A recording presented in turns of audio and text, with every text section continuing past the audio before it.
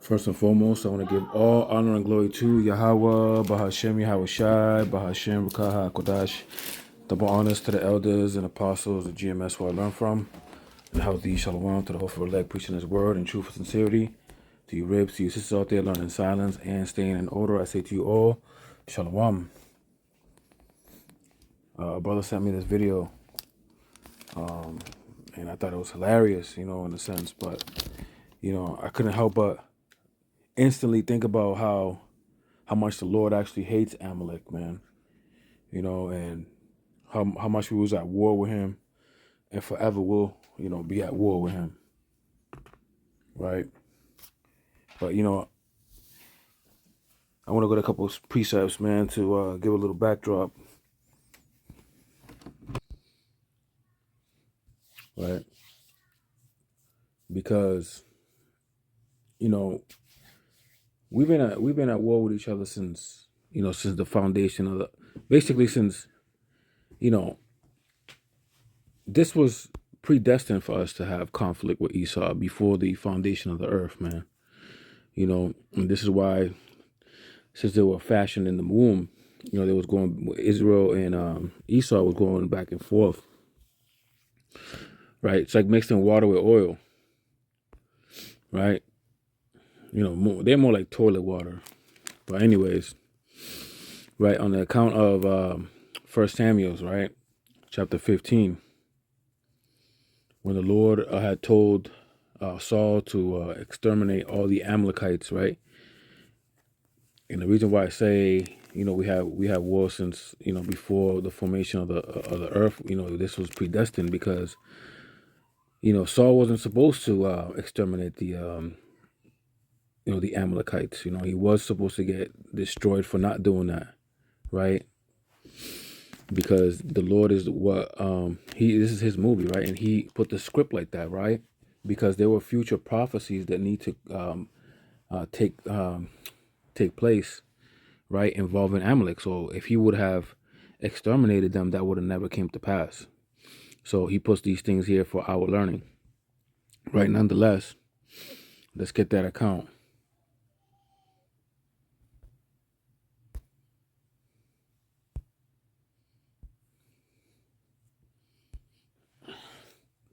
This is 1 Samuel, chapter 15. Start at verse 2.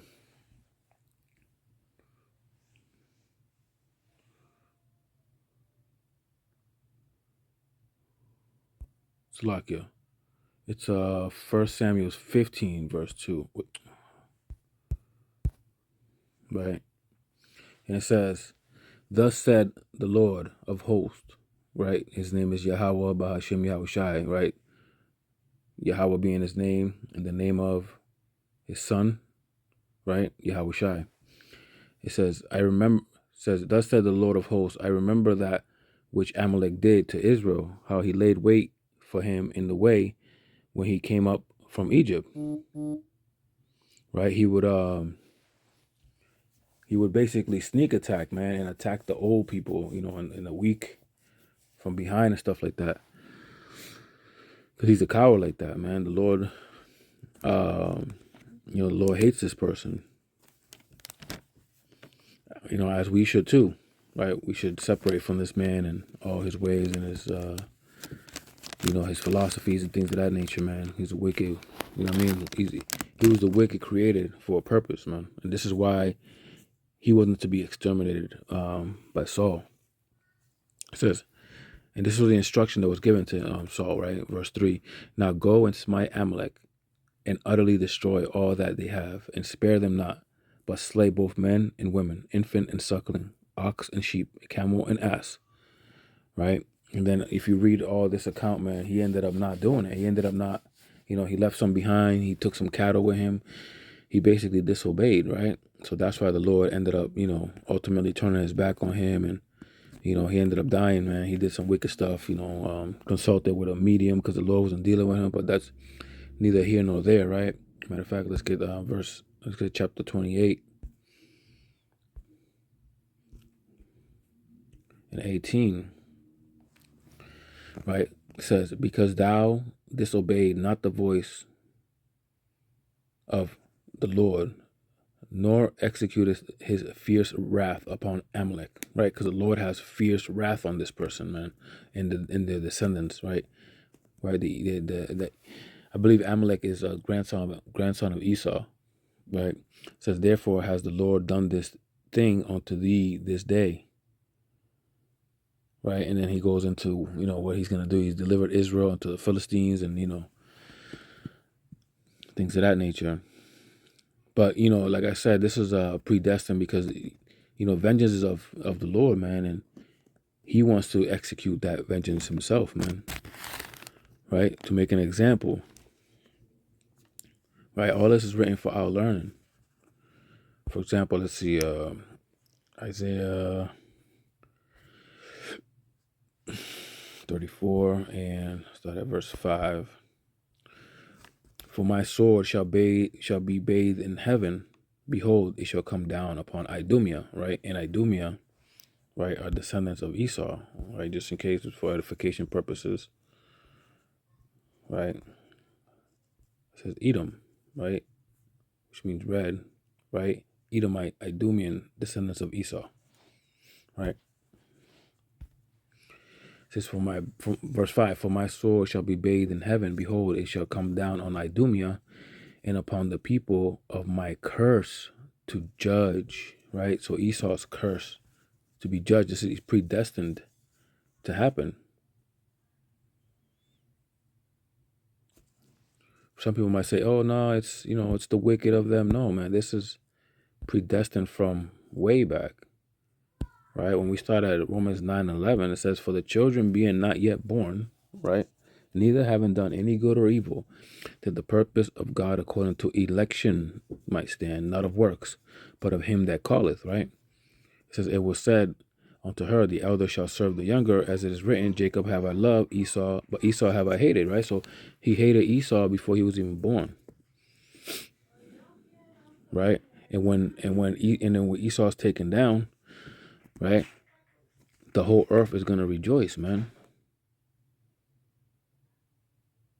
Right? Even the animals, right? When I saw that video, I was like, man, the Lord has a sense of humor, man.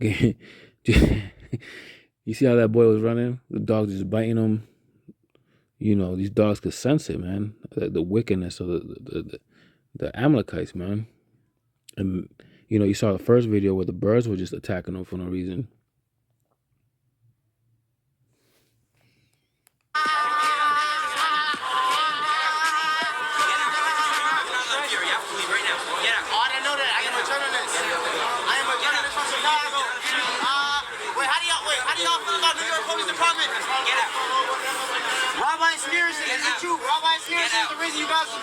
Get out. On King David. Outside. On King David. You're disturbing the prayer. How do you feel about New York Police Department exposing the tunnels?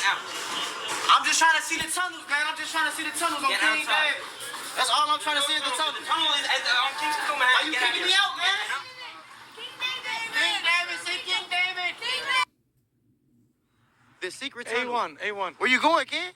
On King David, where you going? Hey, here you have it today, folks. He's running. It's what you heard was real. We got one more. We got another one right here on King David. On King David, we got another one. Hey, can I get your honest opinion? He fast. He moving. How you feel about that? How you feel about New York Police Department exposing y'all secret tunnel? Do you follow football? Do I follow football? Yeah, Why you changing the subject like that? How you feel? But anyways, man, this is a Jake, trying to expose their secret tunnels that they be having in New York, right? And because they think they're untouchable, man. They like had this tunnel, and the city shut it down, and it was just highly suspicious, man. Because this is around the time there was like kids missing and stuff like that. But yeah, man, when the Lord takes these people out, man, the whole earth is gonna rejoice, man. The whole earth is gonna rejoice.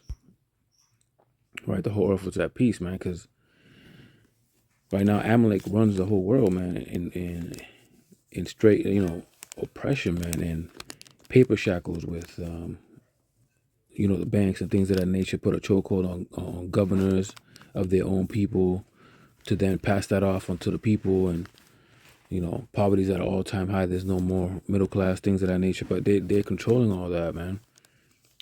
Agriculture's, getting affected. Animals are getting displaced.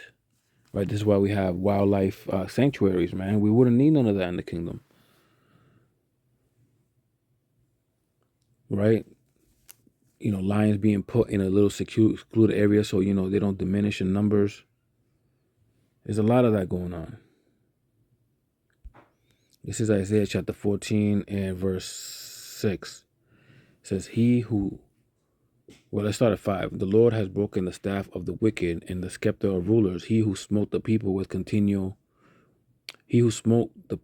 wrath with continual stroke. He that ruleth the nations in anger and is persecuted, and none hindereth. Right? The whole earth is at rest, and it is quiet, and they break forth into singing. You see, this is when the wicked is taken out of power. Right? The earth will be rejoicing, man. The scriptures say that when the wicked are in authority, the people mourn. But when the righteous are in authority, the people rejoice. Verse 8, yeah, the fir trees rejoice at thee, and the cedar and the Lebanon, saying, since thou art laid down, no fellow has come up against us. Right? The trees will be rejoicing, right? They'll be able to, grow in peace and not be used, right? To just make furniture, obsessively and just sell it to the people and cut more forests down just to create more factories to then dump the chemicals from that factory into the oceans, right? That then goes into the waters, and the fish are affected, right? Everything's affected by it. There are chemicals out that is being put out by these factories that can never be taken out, man. Right? It needs a divine intervention. So this guy's got to go.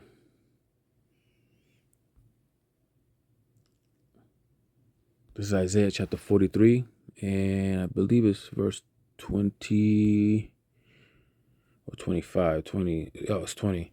And the beasts of the field shall honor me, and the dragons and the owls, because I give waters in the wilderness and rivers in the desert to give drink to my people, my chosen.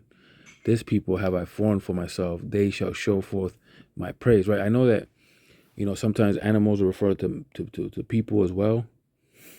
Right?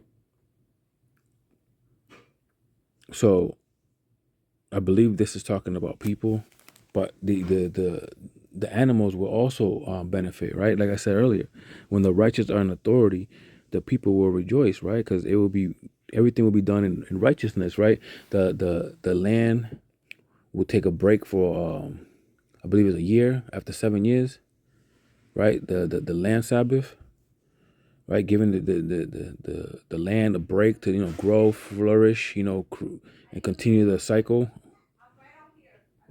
right?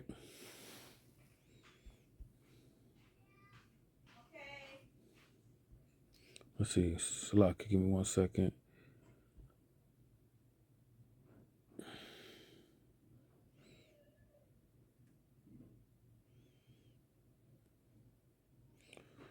Let's see, I want to go to, Joel chapter Shoot.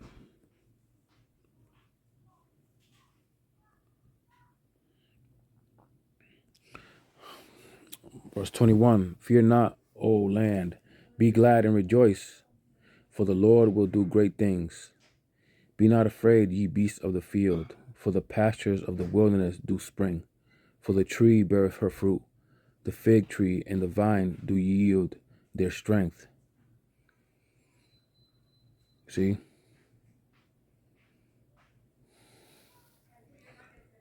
The Lord's going to restore all these things that Esau had taken away, man. And the animals are expecting it, man. They're yearning for it.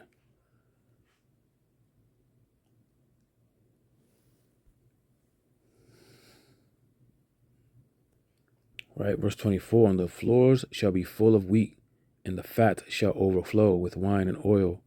And I will restore to you the years that the lotus has eaten, the cankerworm and the caterpillar and the palmer worm, my great army which I sent among you. And ye shall eat in plenty and be satisfied, and praise the name of the Lord your God, that has dealt wondrously with you, and my people shall never be ashamed. Right? These are all positive things, man, in the deliverance. Right? Where the fields of the grass and all these things will flourish. The animals will, just move about peaceably, man. And Esau's not going to touch a fly, man.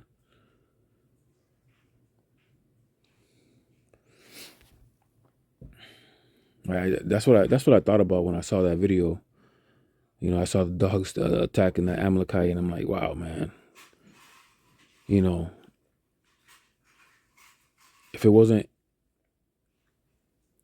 if Amalekite, I try to look for more videos like that, right, on YouTube, but it was a lot of them taken down, because I've seen a lot of these.